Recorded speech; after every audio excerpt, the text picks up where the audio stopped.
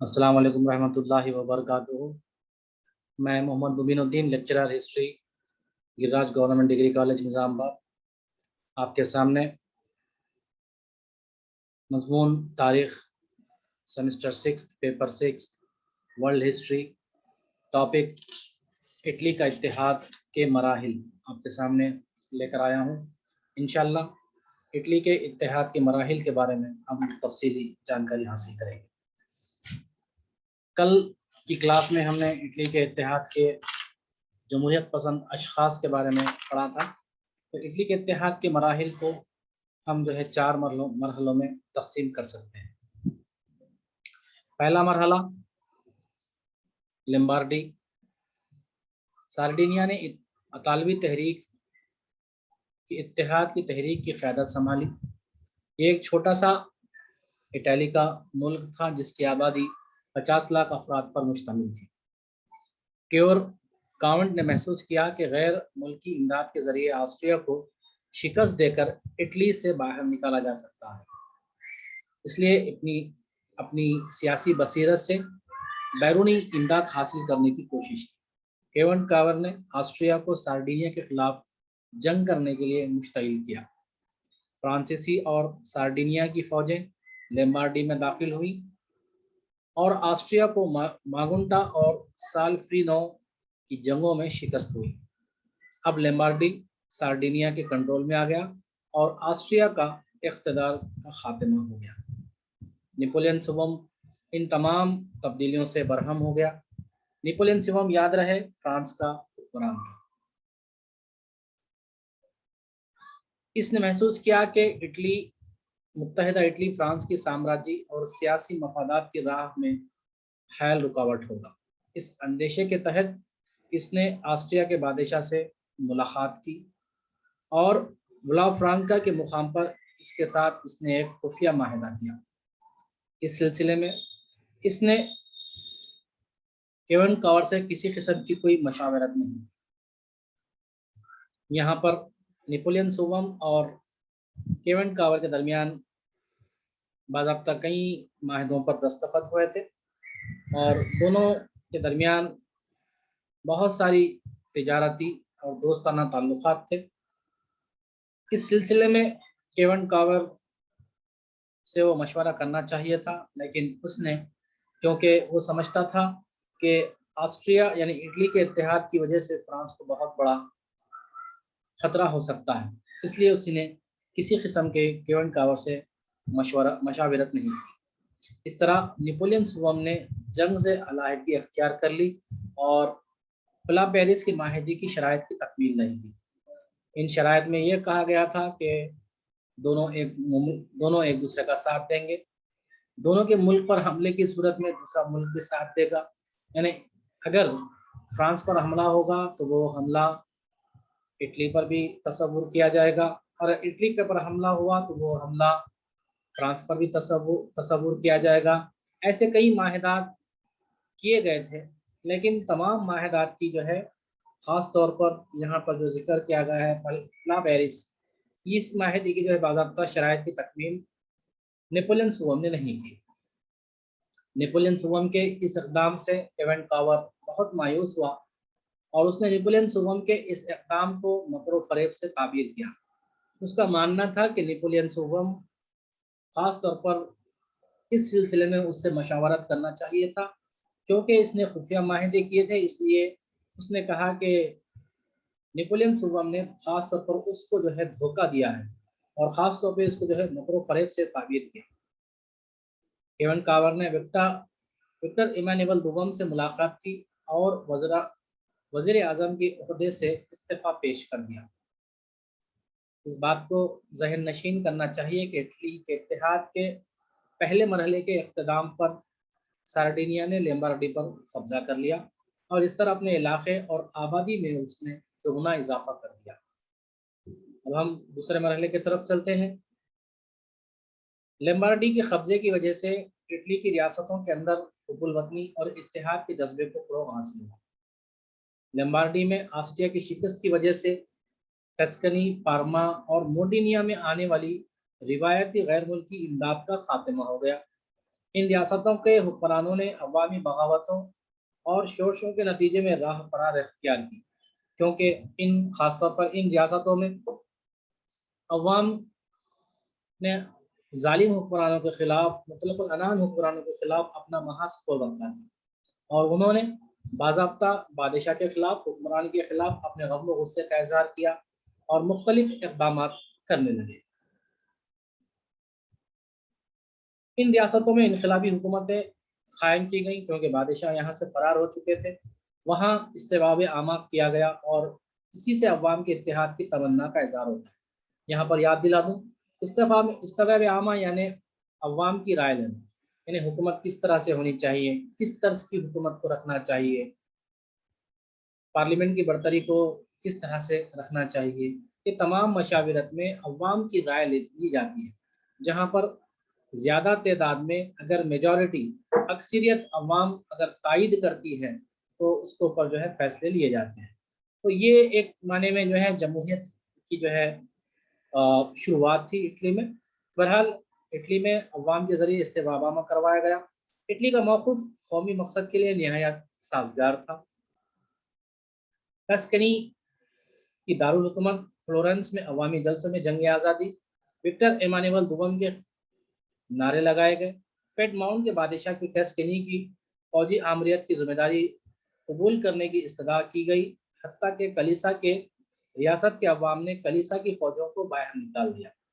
یاد رہے، کلیسا اس وقت بہت زیادہ طاقتور ہوتا تھا، اس کو انگلش میں چرچ کہہ سکتے ہیں، بہت زیادہ طاقتور ہوتا تھا، اس کی بڑی بڑی زمینیں ہوتی تھیں، اس کی اپنی خود کی فوج بھی ہوتی تھی، یہ بادشاہوں پر بھی اثر انداز ہوتا تھا، یہ پوری طرح سے عوام پر کنٹرول حاصل کیا ہوا تھا۔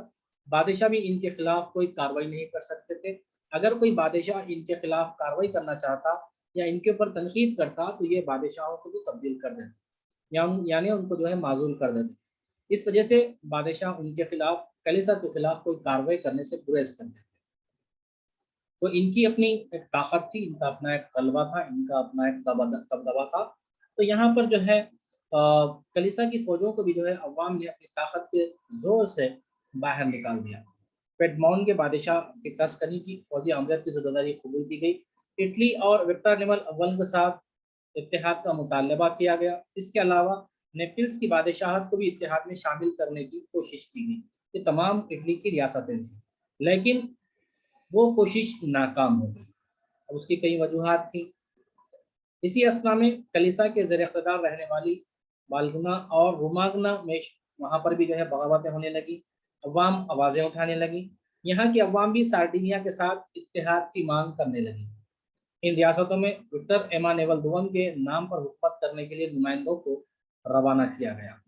ابتدا میں نیپولین سوم نے ان انتظامات کی مخالفت کی، لیکن کیون کاور جو قومی مفادات کے حق میں دوبارہ وزیر اعظم بن گیا تھا، نیپولین سوم کی رضامندی حاصل کر لی۔ اب یہاں پر حالات بہت زیادہ نہایت شدت اختیار کر گئے تھے، اس وجہ سے وکٹر ایمانوئل دوم نے باضابطہ کیون کاور کو پھر سے وزیر اعظم کے عہدے کی پیشکش کی، کیونکہ حالات بالکل موزوں نہیں تھے۔ اس وجہ سے کیونکہ کیون کاور بھی اپنے ملک سے پوری طرح سے وابستہ تھا، وہ بھی چاہتا تھا کہ کا اتحاد ہو جائے، اس وجہ سے اس نے ملک کی خاطر پھر سے وزیر اعظم کا عہدہ قبول کر لیا اور اقدامات اس کے لیے کرنے لگا۔ نیپولین سوم کی رضامندی جب حاصل کی گئی، یہ ریاستیں سارڈینیا کے ساتھ متحد ہو گئیں۔ اس سودے بازی میں نائس اور سویو کے علاقوں کو فرانس میں شامل کر دیا گیا، کیونکہ اب یہاں پر نیپولین سوم کی رضامندی حاصل کی گئی تھی۔ نیپولین سوم بھی اس کارروائی کے لیے مثبت جواب دیا تھا، اس وجہ سے جو ہے سفارتی طور پر یہ علاقے فرانس کے حوالے کر دینا پڑا، کیونکہ اتحاد جب ان کے اگریمنٹس ہوئے تھے تو اس میں بھی جو ہے باضابطہ لکھا ہوا تھا، تو اس وجہ سے اس اگریمنٹ کا پاس و لحاظ کرتے ہوئے یہ علاقے باضابطہ فرانس کے حوالے کر دیے گئے۔ اب ہم تیسرے مرحلے کی طرف چلتے ہیں۔ اس مرحلے پر 2 سسلی کی بادشاہتیں سارڈینیا کے ساتھ متحد ہو گئیں۔ یہ کہا گیا کہ اگر کیون کاور اتحاد کے پہلے 2 مرحلوں کا رہنما تھا تو سسلیز کی بادشاہوں کے عوام فرڈیننڈ کی ظالمانہ حکومت کے بعد بہت سارے اعصاب اور علائم کا شکار تھے۔ اس کا بیٹا فرانسس دوم 1859 عیسوی میں تخت نشین ہوا، لیکن بدقسمتی سے اس نے نئے بادشاہ کے تحت بھی نظم و نسق میں کوئی بہتری پیدا نہیں ہو سکی۔ وہ بھی روایتی بادشاہوں کی طرح، وہ بھی روایتی حکمرانوں کی طرح اسی انداز کا اس نے انداز اپنایا تھا اور اسی انداز سے حکومت کیا کرتا تھا۔ وہاں پر بھی عوام کے لیے کوئی زیادہ سہولتیں نہیں رکھی گئی تھیں۔ ان تمام وجوہات کی وجہ سے وہاں پر جو ہے عوام اس بادشاہ سے مطمئن نہیں ہوئی۔ عوام الناس نے شمالی اور وسطی اٹلی کی ریاستوں کی حالیہ تبدیلی سے متاثر ہو کر اپنے حکمرانوں کے خلاف علم بغاوت بلند کر دی، کیونکہ اٹلی کی تمام ریاستیں دیکھ رہی تھی کہ ایک کے بعد دوسری ریاستیں اٹلی کے اتحاد میں شامل ہو رہی ہیں، وہاں کی عوام ظالم حکمرانوں کے خلاف بغاوت کر رہے ہیں اور وہ کامیاب بھی ہو رہے ہیں۔ تو اس کا اثر جو ہے اٹلی کی دوسری ریاستوں پر بھی پڑتا گیا اور وہاں کی عوام میں بھی قومی جذبات بیدار ہونے لگے اور وہ بھی اپنے ظالمانہ حکمرانوں کے خلاف اٹھ کھڑے ہونے لگے۔ حالات بہت ہی نازک تھے، عوام کی اکثریت ناخواندہ تھی، بہت سی خفیہ تنظیمیں بھی کام کر رہی تھیں۔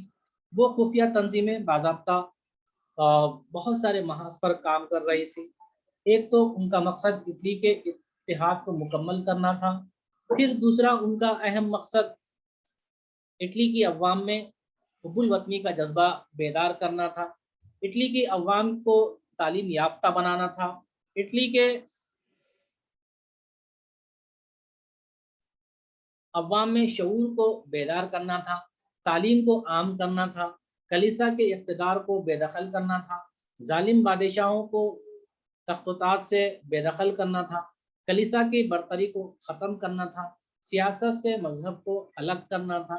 یہ ساری جو ہے خفیہ تنظیموں کی جو ہے باضابطہ ان کے اپنے اصول تھے اور ان کی جو ہے یہ اپنے اچیومنٹس تھے، یہ گولز تھے۔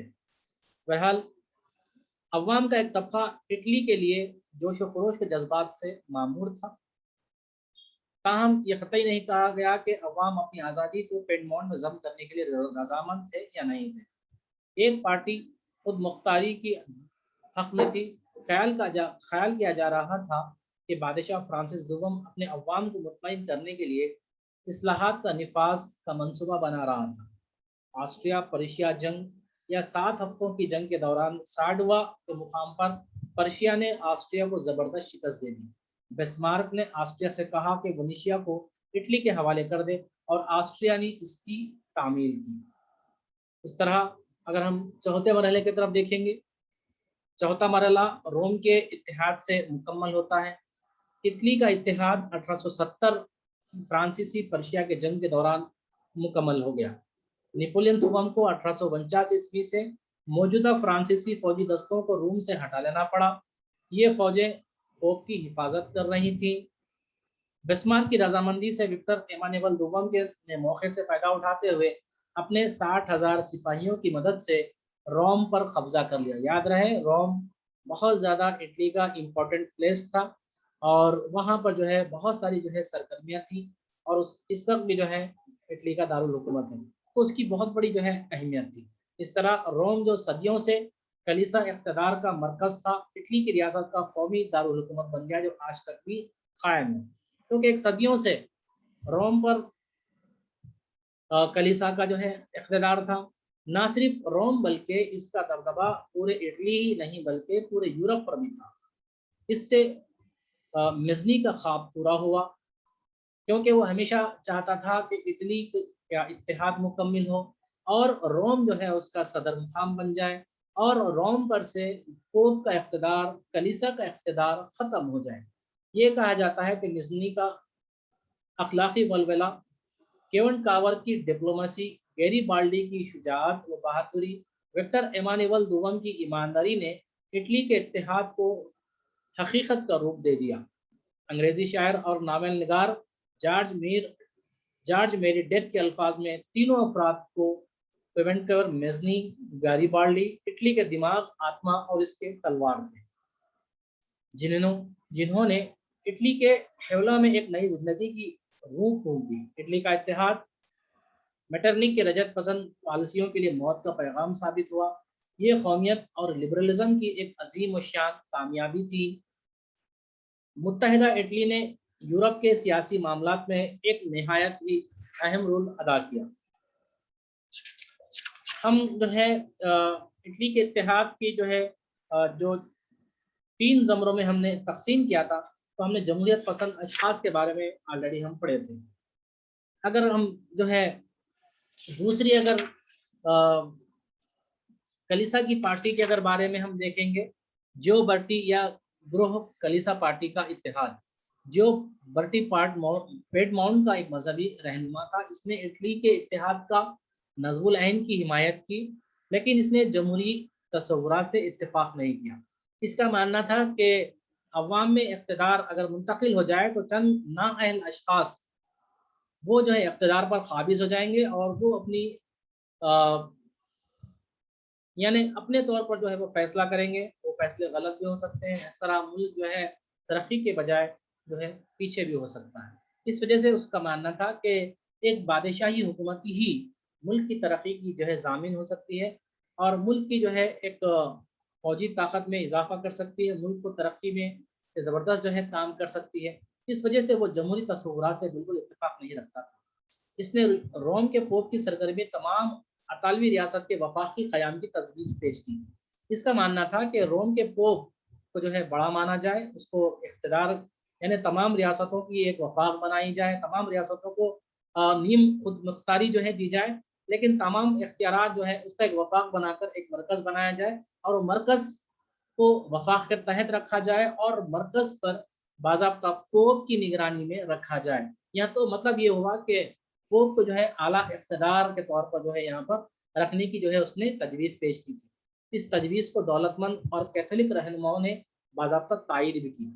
در حقیقت ابتدا میں پوپ نے اس تجویز کی خاطر خواہ تائید نہیں کی۔ اس تجویز کی کامیابی پوپ پر منحصر تھی، چونکہ رجت پسند تھا۔ اس نے اپنے موقف کو بچانے کے لیے آسٹریا کی مداخلت کی مانگ کی۔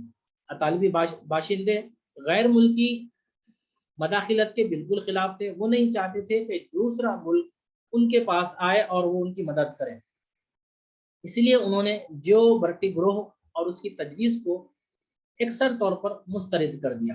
اس کے بعد شاہی سارڈینیا کی پارٹی، اٹلی کی سارڈینیا کی پارٹی پیٹ ماؤنٹ اور سارڈینیا کے مقامی بادشاہوں کی تائید کر رہی تھی۔ سارڈینیا ایک خوشحال ریاست تھی، دولت مند اور مثبت طبقات قومیت پسند اور لبرل طرز فکر کے حامل تھے۔ سارڈینیا کے سابق خاندان کے بادشاہ چارلس البرٹ نے لبرل اور جمہوری دستور کو روشناس کروایا۔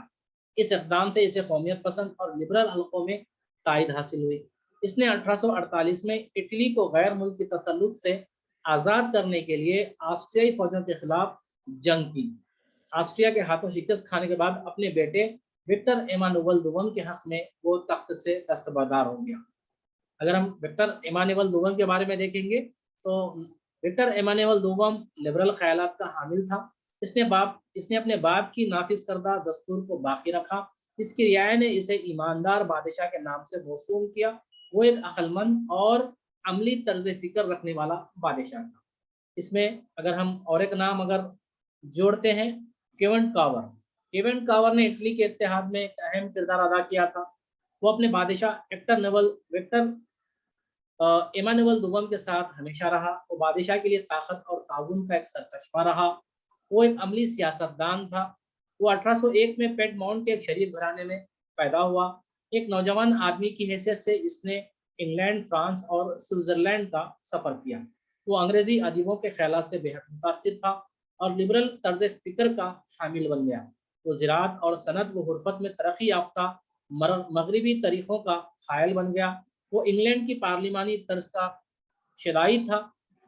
اس نے پیٹ ماؤنٹ اور بالآخر سارے اٹلی کو مغربی بنانے کا تہیہ کر لیا۔ اسے یقین ہو گیا کہ فرانس اور انگلینڈ میں چلنے والی ریل گاڑیاں، کارخانے، بینک، تجارتی کاروبار اٹلی کے معاشی خوشحالی کا راستہ ہموار کر سکتے ہیں۔ اسے 1850 عیسوی میں پیٹ ماؤنٹ کے زراعت اور کامرس کے وزیر کی حیثیت سے پہلے مامور کیا گیا۔ اس نے فرانس، انگلینڈ اور بیلجیم سے کئی تجارتی معاہدے کیے اور مغربی یورپ کے آزادانہ تجارتی ممالک سے